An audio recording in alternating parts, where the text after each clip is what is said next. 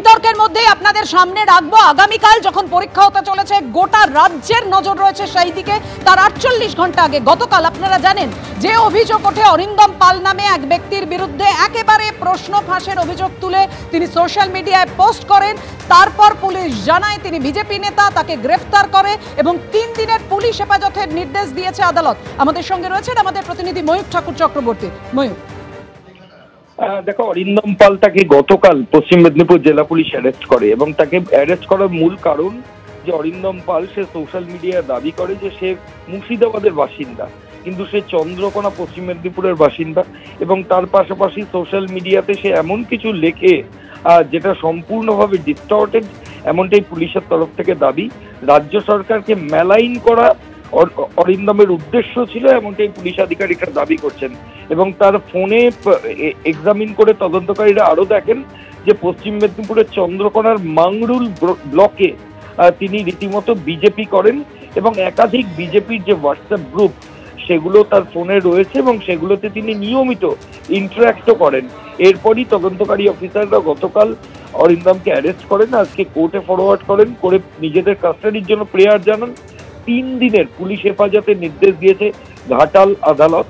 এর পাশাপাশি অরিন্দম নিজে যেহেতু পরীক্ষার্থী, তাই তিনি পরীক্ষা দিতে পারবেন সেই বিষয়ে সম্মতি জানিয়েছে আদালত। আদালত বলেছে পুলিশি পাহারায়, পুলিশি নিরাপত্তায় তাকে এক্সাম সেন্টারে গিয়ে পরীক্ষা দিতে হবে এবং পরীক্ষার পর আবার থানায় আসতে হবে। ধন্যবাদ তোমায় ময়ূর। 2016 সালে এসএসসিতে চাকরি বিক্রির অভিযোগ উঠেছিল আর তারপর আপনারা জানেন শুভেন্দু অধিকারী অভিযোগ তুলেছেন প্রশ্ন ফাঁসে। পাল্টা কি বলেছেন কুণাল ঘোষ পরপর। মমতা প্রশ্ন বিক্রি করবে। আমি অডিও রেকর্ড পেয়েছি, 50,000 টাকায় প্রশ্ন পাওয়া যাচ্ছে। বসিরহাট থেকে আমি অডিও পেয়েছি। এটা এসএসসি ইয়েস, এই পরীক্ষার ইয়েস 7-14 ইয়েস। ও জানে ওএমআর এ হাত দিতে পারবে না।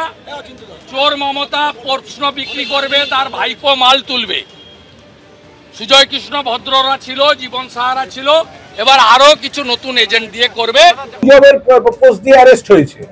এই যে এতগুলো ছেলে চাকরি হবে, এতগুলি মেয়ে চাকরি পাবে, এতগুলি পোস্ট স্বচ্ছতার সঙ্গে পরীক্ষা হচ্ছে, ওরা মন থেকে নিতে পারছে না, তাই গুলিয়ে দিতে নেবে। 26/11 আতঙ্ক ফিরে এলো মুম্বাইয়ে।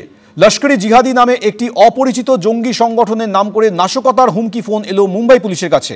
মুম্বাই জুড়ে আঁটোসাঁটো করা হলো নিরাপত্তা। 400 কেজি বিস্ফোরক, 14 জন জঙ্গি, 34টি গাড়িতে ভাগে ভাগে রাখা RDX। বিস্ফোরণ ঘটলে মৃত্যু হতে পারে 1 কোটি মানুষের। মুম্বাই পুলিশের কাছে এলো এমনই ঘুম কেড়ে নেওয়া ফোন কল। আর এই হুমকি ফোনের জেরে বহু মুম্বাইকারের চোখের সামনে ভেসে উঠছে প্রায় 32 বছর আগের ব্ল্যাক ফ্রাইডের সেই ভয়ঙ্কর দিন, 1993 সালের 12ই মার্চ। মুম্বাই শহরের 13টি জায়গায় পর পর ভয়ঙ্কর বিস্ফোরণ ঘটে।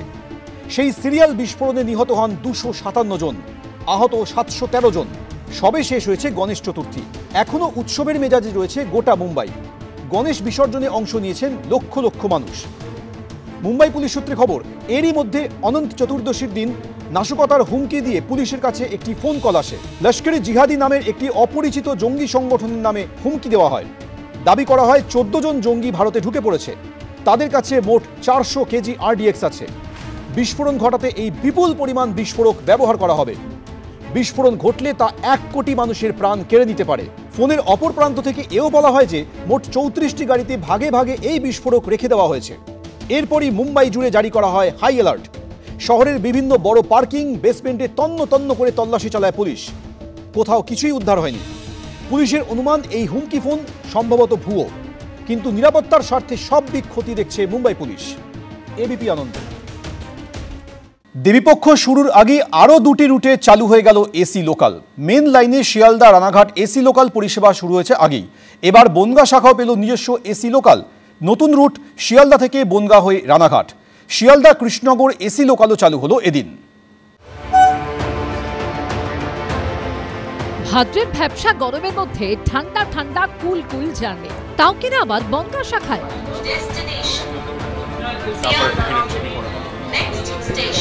যে লাইনে ট্রেন সফর মানেই দুর্বিষহ ভিড়ের চাপ ঠেলে যাতায়াত, সেখানেই এবার রেল পরিষেবায় এক নতুন অধ্যায়ের সূচনা হলো। দেবীপক্ষ শুরুর আগেই আরো 2টি রুটে চালু হয়ে গেল এসি লোকাল। এবার শিয়ালদা থেকে বনগাঁ হয়ে রানাঘাট পর্যন্ত পৌঁছানো যাবে এসি লোকালে।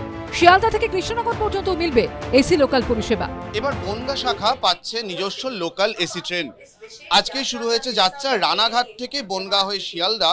প্রথম যাত্রায় সওয়ার হয়েছেন অনেক মানুষ, তারা রয়েছেন তাদের মধ্যে একটা উৎসাহ লক্ষ্য করা যাচ্ছে। এটা তো খুব ভালোই লাগছে, এই গরমের মধ্যে এই এসি ট্রেনে যাওয়াতে খুবই ভালো লাগছে। Better relaxable journey. বনগাঁ লোকালে তো এটা ভাবাই যায় না যে কোনোদিন এসি ট্রেন চালু হবে। বনগাঁ শাখার ক্ষেত্রে সকাল 7:11 রানাঘাট থেকে এসি লোকাল ছাড়বে। এরপর সকাল 7:52 সেটি পৌঁছবে বনগাঁ স্টেশনে, আর তারপর 9:37 ট্রেনটি পৌঁছবে শিয়ালদা স্টেশনে। আবার সন্ধে 6:14 শিয়ালদা থেকে ছেড়ে এসি লোকাল রাত 8:04 বনগাঁ এবং তারপর 8:41 রানাঘাটে পৌঁছবে। এই ধরনের ট্রেন থাকলে আমরা মানে বাচ্চা নিয়ে যখন যাই বাইরে তখন মানে কমফোর্টেবল হয়, বেশ আরামে যাওয়া যায়। লোকাল ট্রেনগুলোতে এতটাই ভিড় হয়, অনেক সময় সিটও পাওয়া যায় না, ঠিকমতো বসে যাওয়া যায় না। এটা সুবিধা, মানে এটা সাধারণ মানুষের পক্ষেও সুবিধা অনেকটাই। শিয়ালদা কৃষ্ণনগর রুটেও এসি লোকাল পরিষেবা চালু হয়েছে এদিন। সকাল 9:48 শিয়ালদা থেকে এসি লোকাল ছাড়বে। কৃষ্ণনগরে পৌঁছবে বেলা 12:07। অন্যদিকে দুপুর 1:30 কৃষ্ণনগর থেকে এসি লোকালটি ছেড়ে দুপুর 3:40 এসে পৌঁছবে শিয়ালদায়। रानाघाट से बनगांव, बनगांव से सियालदा जो है उसका बहुत ही अच्छा रिस्पॉन्स आया है। फीडबैक हमें मिला है कि लोगों ने उसको एक्सेप्ट किया है। लोग पूरी तरीके से कंफर्ट है उनको कि ये हमारी सुविधा है और दे आर रेडी टू पे। बस फैसिलिटी उनको हम प्रोवाइड करें। মেন লাইনে শিয়ালদা রানাঘাট এসি লোকাল পরিষেবা চালু হচ্ছে আগেই। এই নিয়ে মোট 3টি রুটে এসি লোকাল পরিষেবা চালু হলো। রানাঘাট শিয়ালদা যেটা চলছিল তা বাণিজ্যিকভাবে বিপুল সফল হয়েছে। আমরা আনন্দিত যে প্রচুর লোক রোজ সেই ট্রেনে যাতায়াত করছেন। সময়ের দাবি মেনে বনগাঁ লাইনেও এবার ট্রেন চালু হলো। লোকজনের স্বতঃস্ফূর্ত প্রতিক্রিয়ায় বলে দিচ্ছে তারা কতটা রোমাঞ্চিত এবং আনন্দিত। ভবিষ্যতে আরও ট্রেন চলবে, এই ট্রেনও বাণিজ্য সফল হবে আমরা আশা রাখি। রেলের তরফে জানানো হয়েছে বনগাঁ শাখার ক্ষেত্রে শিয়ালদা থেকে বিধাননগর ও দমদম জংশনের ভাড়া 35 টাকা, শিয়ালদা থেকে বনগাঁর ভাড়া 120 টাকা, শিয়ালদা থেকে রানাঘাট পর্যন্ত এসি লোকালে যেতে লাগবে 150 টাকা।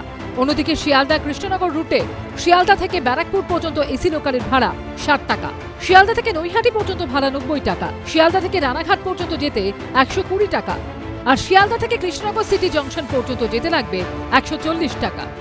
অরিত্রিক ভট্টাচার্য রিপোর্ট, এবিপি আনন্দ, কলকাতা।